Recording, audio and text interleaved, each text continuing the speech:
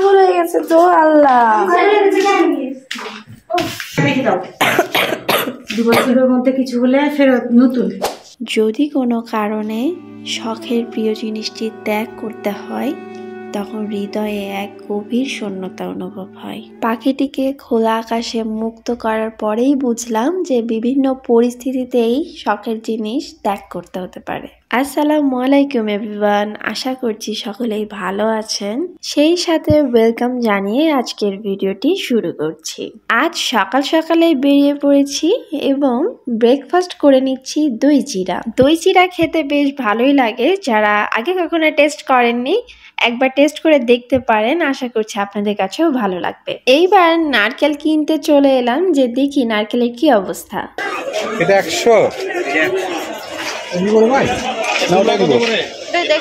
100 পছন্দ করার পরে দাম কেজি না 70 টাকা কেজি।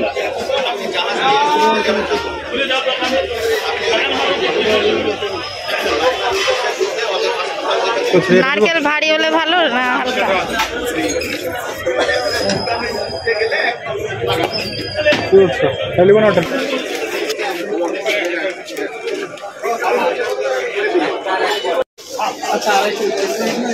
ফাটিয়ে দেবেন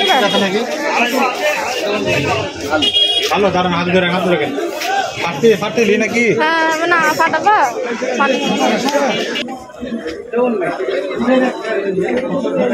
কোনটা দেখো, এটা হালকা হালকা না ভারী দেখে নিতে হয়।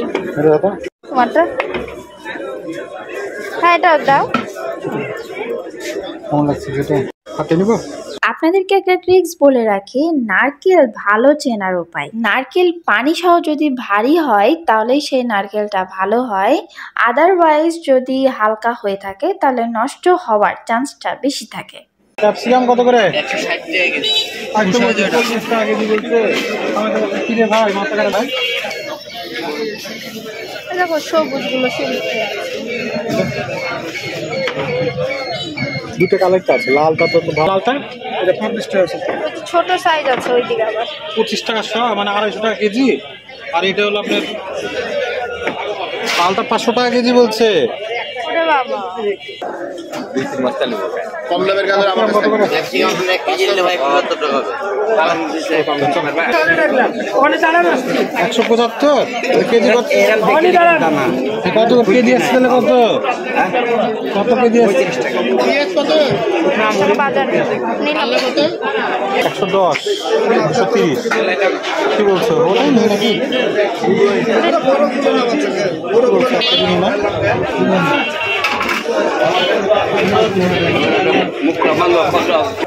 কত কেজি কত তাহলে? 5 কেজি নেই নি? ভালো ভালো আছে, বেশি বড় ভালো দিন না, নষ্ট দিন না। এটা তো দিন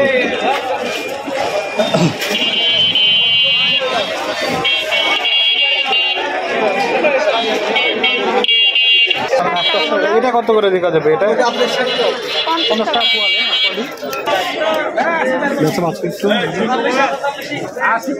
আমার আদা এটা ভালো না,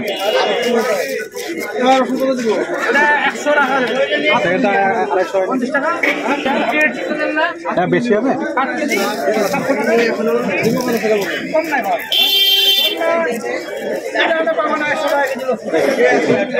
না। এই যে আপনি সেম নিলাম 110 করে নিলে না, এখনই বললো 2 টাকা, সবই কমিয়ে দিলে। কতখানি হলো এখানে?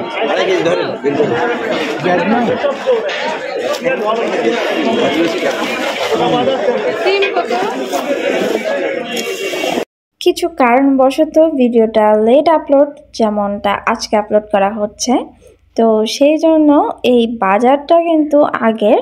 তো তখন দেখেন পেঁয়াজ কিন্তু 175 টাকা পাল্লা ছিল আর এখন 250 টাকা পাল্লা। একটু কম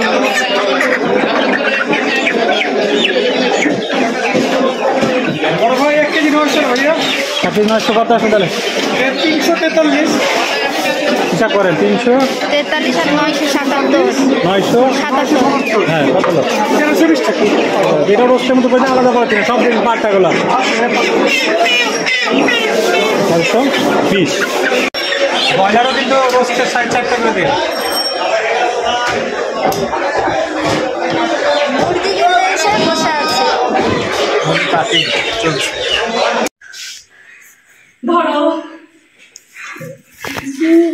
কি নিয়ে এসছো খালামণি তুমি? দেখো কি নিয়ে এসছি।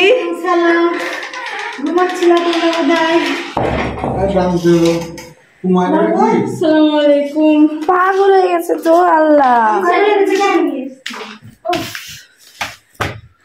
মায়ের কি নতুন ঠান্ডা লাগানো বাড়িতে? হ্যাঁ কিনে নিয়ে আসলাম, রাস্তার উপরে ছিল তাই কিনে নিয়ে চলে আসলাম।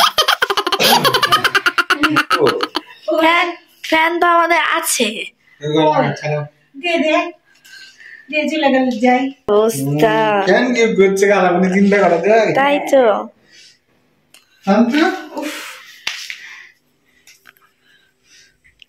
কাশ্মীর আসলো না? না কোচিং থেকে আনলাম তো। রেখে দাও, 2 বছরের মধ্যে কিছু হলে ফেরত নতুন।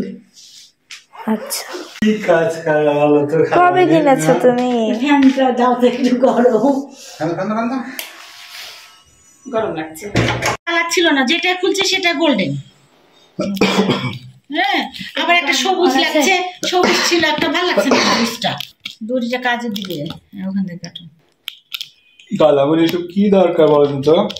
আমরা এসে থাকবো না এখন গরম এখন থাকবে। হ্যাঁ তো তার কিছুদিন পরে হ্যাঁ গরমই তো আসছে। বাসায় কিনে রেখে দিয়েছিলাম। হ্যাঁ না তো কিনে নিয়ে চলে আসলাম। খালু ছাড়া তুমি কিনলা? তুমি কোনো জিনিস কিনো না খালু ছাড়া, মিথ্যা কথা।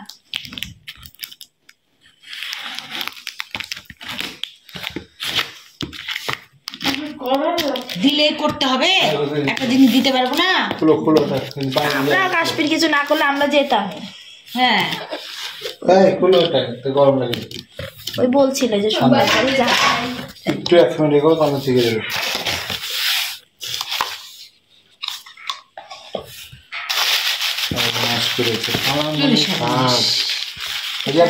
প্লাস্টার লাগাই ঘুরবে এখন লাগাই নিও।